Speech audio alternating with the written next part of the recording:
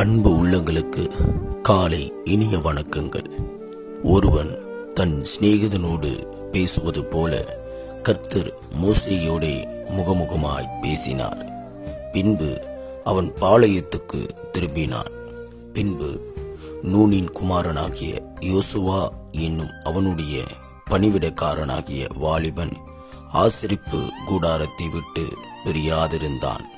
ஆசரிப்பு கூடாரம் என்பது தேவன் மனிதர்களின் நடுவில் வாசம் பண்ண தெரிந்து கொண்ட இடமாகும். இங்கே கர்த்தர் தமது பிரசன்னத்தின் மூலம் மோசேயோடே முகமுகமாகவும் இஸ்ரவேல் ஜனங்களை வழிநடத்தவும் வெளிப்படுவார். இந்த ஆசரிப்பு கூடாரத்திற்கு சென்று வர மக்கள் தங்கள் பாளையத்தை விட்டு வெளிவர வேண்டும். அப்படியே இன்று நாமும் உலகத்தின் அசுத்தத்தை விட்டு பிரிந்து தேவனிடத்தில் வந்திருக்கிறோம்.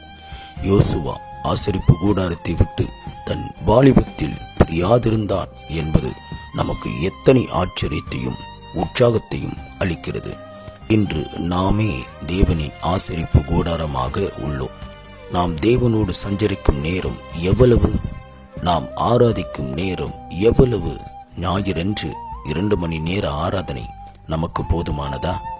உலகத்தின் முடிவு பரியந்தும் நம்முடன் இருக்கிறேன் என்று வாக்குரைத்த தேவனோடு நாம் எவ்வளவு நேரம் இருக்கிறோம்? அல்லது உலகம் நம்முடன் எவ்வளவு நேரம் இருக்கிறது? உலகமும் அதன் ஆசை இச்சைகளும் அழிந்து போம். தேவனின் சித்தத்தின்படி செய்கிறவனே என்றென்றைக்கும் நிலைத்திருப்பான்.